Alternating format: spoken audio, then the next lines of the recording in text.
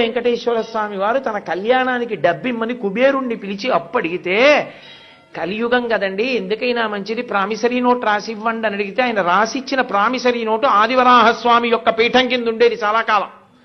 అదే దాన్ని ముద్రణ చేసి గోడ మీద కూడా కట్టారు చాలా కాలం. ఎప్పుడు పుచ్చుకున్నారో, ఏం రాసిచ్చారో, ఏమి సంతకం పెట్టారో కూడా ఉండేది. వెంకటేశ్వర స్వామి వారు సంతకం పెట్టిస్తే కుబేరుడు అన్నాడు, ఇది యుగధర్మం, మీరు ఒక్కరూ సంతకం పెట్టి అంత డబ్బు చేసుకున్న తర్వాత ఒక్క సాక్షి ఉంటే బాగుంటుంది కదూ అన్నాడు. ఏమంటే ఎప్పుడు అబద్ధం ఆడ్డగా మహానుభావుడు తనలో తను రమిస్తూ కూర్చుంటాడు. శివుడితో పెట్టిస్తాను, పెట్టించండి, పెట్టాడు.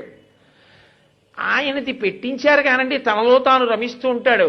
చండీశ్వరుడి దగ్గరే చిటికెయ్యాలి. ఆయన దగ్గరికి వెళ్ళి అయ్యా మా బాకీ అంటే త్రిశూలం పట్టుకుంటే కొంచెం ఎప్పుడు కళ్ళు తెరిచి చూసి ఆయన ఎవరినైనా చూడండి అంటే చతుర్ముఖ బ్రహ్మగారి సంతకం పెట్టించారు. ఇద్దరు మంచిదే, ముగ్గురు ఉంటే చూడండి అన్నారు. అంటే అప్పుడు మళ్ళీ అశ్వత్థ వృక్షం చేత పెట్టించారు. ముగ్గురు సంతకాలు పెడితే అప్పిచ్చాడు కుబేరుడు.